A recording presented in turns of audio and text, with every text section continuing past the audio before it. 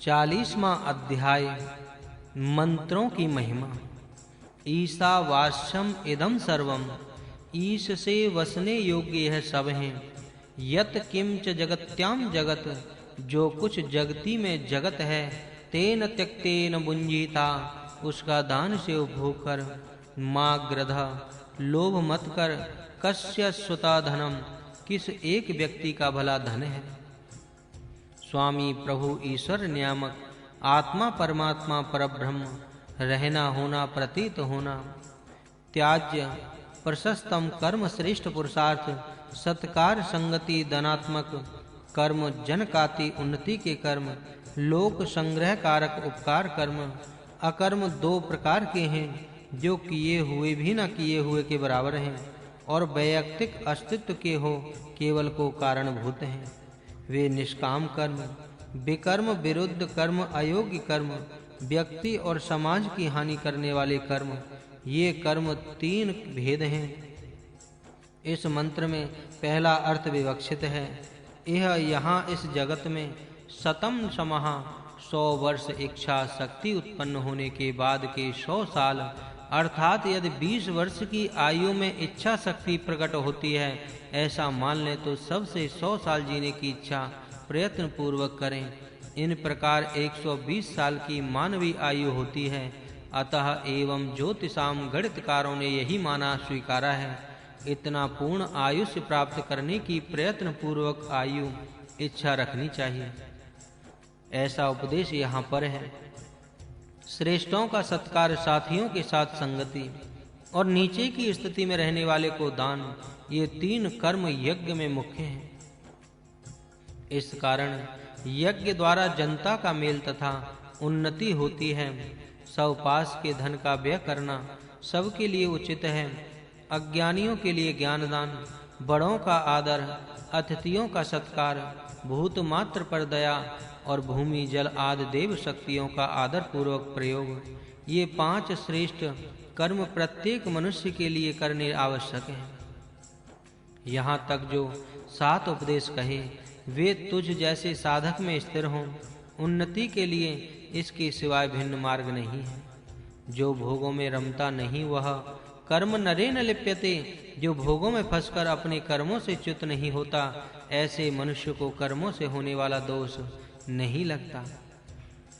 ईश्वर का सर्वत्र अस्तित्व मानते हुए वह हमारे कर्मों को देखता है, ऐसा मानना संपूर्ण जनता के सुख में व्यक्ति का सुख है।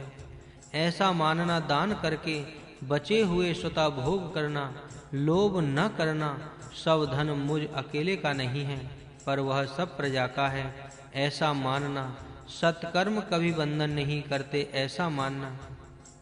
इस मार्ग पर चलकर अपने जीवन को सार्थक करने वाले लोग समर्थ बनकर जगत में आदर्श भूत बनते हैं और बंधन से मुक्त होकर अंत में उस स्थान को जाते हैं जहां आत्मोन्नति करने वाले लोग जाते हैं।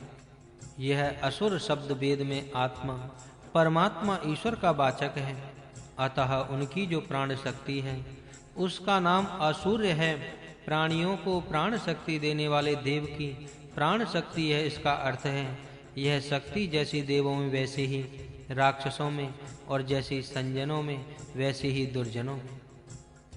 प्रत्येक शरीर में जो बल है वह इसी शक्ति के कारण है।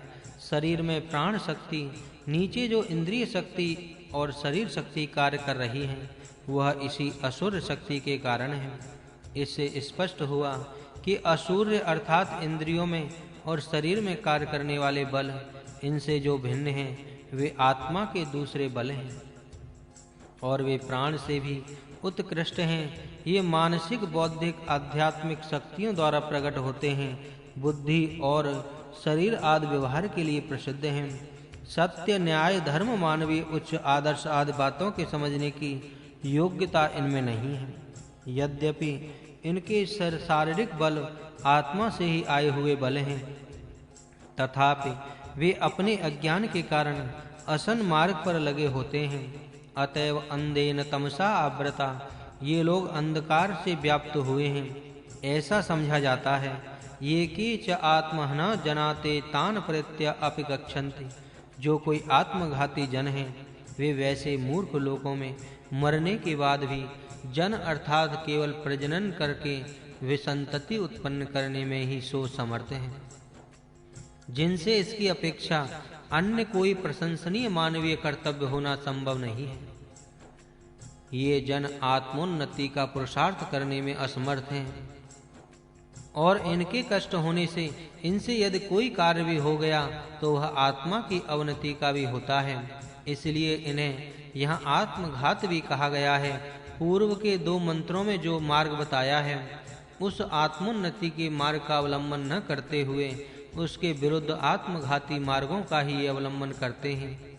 आत्मघात का मार्ग यह है, ईश्वर का सर्वत्र अस्तित्व न मानना, संपूर्ण जनता के आधार से व्यक्ति स्थित है ऐसा न मानकर व्यक्ति का यथासंभव स्वार्थ बढ़ाते हुए उससे संग के नाश के लिए कुकर्मों को करते रहना, स्वार्थ पूर्वक भोग करना, लोभ करना, सब धन केवल मेरा ही है ऐसा मानना, सदा कुकर्म करना जिनसे आयु क्षीण होती है, एक सन्मार्ग पर मन को स्थिर न रखना, विपरीत मार्गों पर विश्वास रखना, सत्कर्म भी बंधन है ऐसा मानना, ये 10 प्रकार के मार्ग आत्मघात के हैं। इन मार्गों से जो जाता है वह किस प्रकार से अधोगति को प्राप्त करता है, यह बात इस मंत्र में दिखाई गई है। एकम अनएजत, वह एक चंचलता रहित पूर्व अर्षत सबसे पुरातन स्फूर्ति देने वाला मन सहजवीय, मन की अपेक्षा वेगवान है। देवा एनत न आपनुवन, इंद्रियां इसे प्राप्त नहीं करती, ततः तिष्ठवत धावत, वह स्थिर होता हुआ दौड़ते हुए, अनन्याय अत्येति, दूसरों के आगे जाता है। तस्मिन् मातरिश्रवा अपदधाते, उसके आधार से माता के गर्भ में रहने वाला जीव कर्मों का धारण करता है। प्रथम मंत्र में ईश सर्वत्र वसता है ऐसा कहा है, परंतु वह एक है अथवा अनेक और उसका क्या सामर्थ्य है इस विषय में कुछ भी नहीं कहा।